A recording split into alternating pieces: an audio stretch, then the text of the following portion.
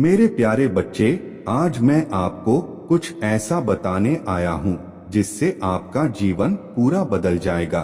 तो मेरे बच्चे, अपने महादेव जी पर विश्वास हो तो इस वीडियो को लाइक कर दीजिए और कमेंट में हर हर महादेव जी लिख दीजिए। आप जैसे ही वीडियो को लाइक करके कमेंट करते हैं तो हमारी कृपा आपके और आपके परिवार पर सदा के लिए बना रहेगा। तो वीडियो को छोड़कर जाने की भूल मत करिएगा।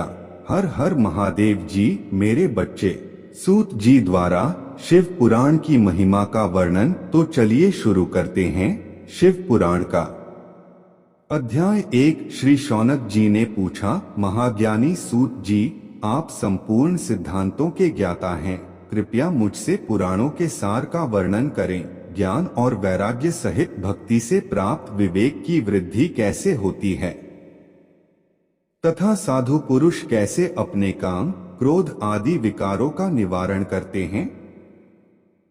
इस कलियुग में सभी जीव आसुरी स्वभाव के हो गए हैं। आप कृपा करके मुझे ऐसा बताइए जो कल्याणकारी एवं मंगलकारी हो तथा पवित्रता लिए हो। प्रभु, वह ऐसा साधन हो जिससे मनुष्य की शुद्धि हो जाए और उस निर्मल हृदय वाले पुरुष को सदैव के लिए शिव की प्राप्ति हो जाए। श्री जी ने उत्तर दिया, शौनक जी, आप धन्य हैं, क्योंकि आपके मन में पुराण कथा को सुनने के लिए अपार प्रेम व लालसा है। इसलिए मैं तुम्हें परम उत्तम शास्त्र की कथा सुनाता हूँ वत्स। संपूर्ण सिद्धांत से संपन्न, भक्ति को बढ़ाने वाला तथा शिवजी को संतुष्ट करने वाला अमृत के समान दिव्य शास्त्र है शिव पुराण। इसका पूर्व काल में शिवजी ने ही प्रवचन किया था। गुरुदेव व्यास ने सनत कुमार मुनि का उपदेश पाकर आदर पूर्वक इस पुराण रचना की है। यह पुराण कलियुग में मनुष्यों के हित का परम साधन है। शिव पुराण परम उत्तम शास्त्र है।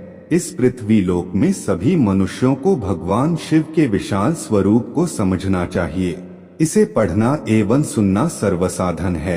यह मनोवांछित फलों को देने वाला है। इससे मनुष्य निष्पाप हो जाता है तथा इस लोक में सभी सुखों का उपभोग करके अंत में शिवलोक को प्राप्त करता है। शिव पुराण में 24,000 श्लोक हैं, जिसमें 7 संहिताएं हैं।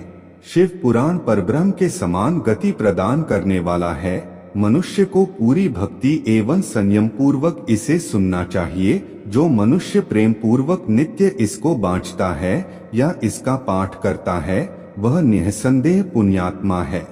भगवान शिव उस विद्वान पुरुष पर प्रसन्न होकर उसे अपना धाम प्रदान करते हैं। प्रतिदिन आदर पूर्वक शिव पुराण का पूजन करने वाले मनुष्य संसार में संपूर्ण भोगों को भोग कर भगवान शिव के पद को प्राप्त करते हैं। वे सदा सुखी रहते हैं। शिव पुराण में भगवान शिव का सर्वस्व है। इस लोक और परलोक में सुख की प्राप्ति के लिए आदर पूर्वक इसका सेवन करना चाहिए। यह निर्मल शिव पुराण धर्म, अर्थ, काम और मोक्ष रूप चारों पुरुषार्थों को देने वाला है। अतः सदा प्रेम पूर्वक इसे सुनना एवं पढ़ना चाहिए। दूसरा अध्याय, देवराज को शिवलोक की प्राप्ति, चंचुला का संसार से वैराग्य। श्री शौनक जी ने कहा, आप धन्य हैं सूत जी, आप परमार्थ तत्व के ज्ञाता हैं। आपने हम पर कृपा करके हमें यह अद्भुत और दिव्य कथा सुनाई है। भूतल पर इस कथा के समान कल्याण का और कोई साधन नहीं है।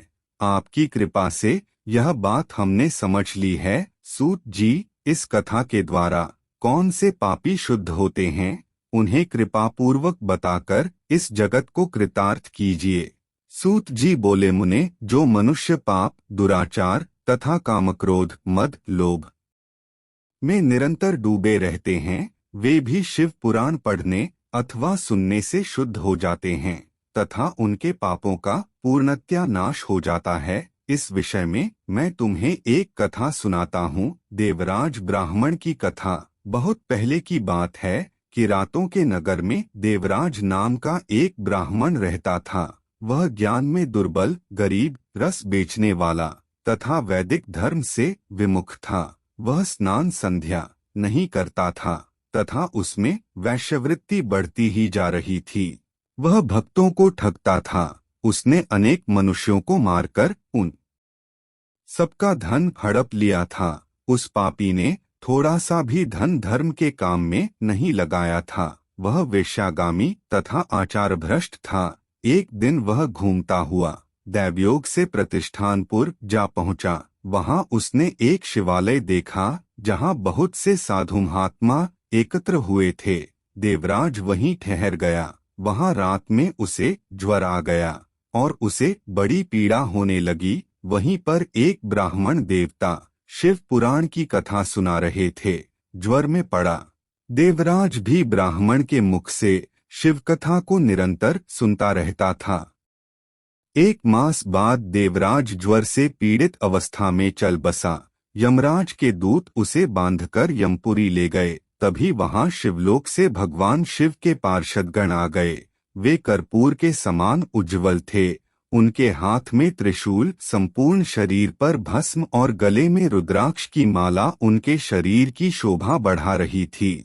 उन्होंने यमराज के दूतों को मारपीट कर देवराज को यमदूतों के चंगुल से छुड़ा लिया और वे उसे अपने अद्भुत विमान में बिठाकर जब कैलाश पर्वत पर ले जाने लगे तो यमपुरी में कोलाहल मच गया, जिसे सुनकर यमराज अपने भवन से बाहर आए।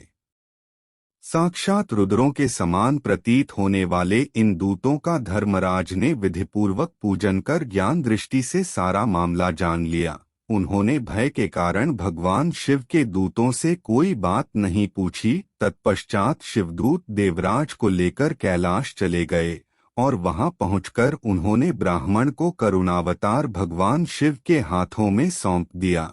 शौनक जी ने कहा, महाभाग सूत जी, आप सर्वज्ञ हैं। आपके कृपा प्रसाद से मैं कृतार्थ हुआ। इस इतिहास को सुनकर मेरा मन आनंदित हो गया है। आथ भगवान शिव में प्रेम बढ़ाने वाली दूसरी कथा भी कहिए।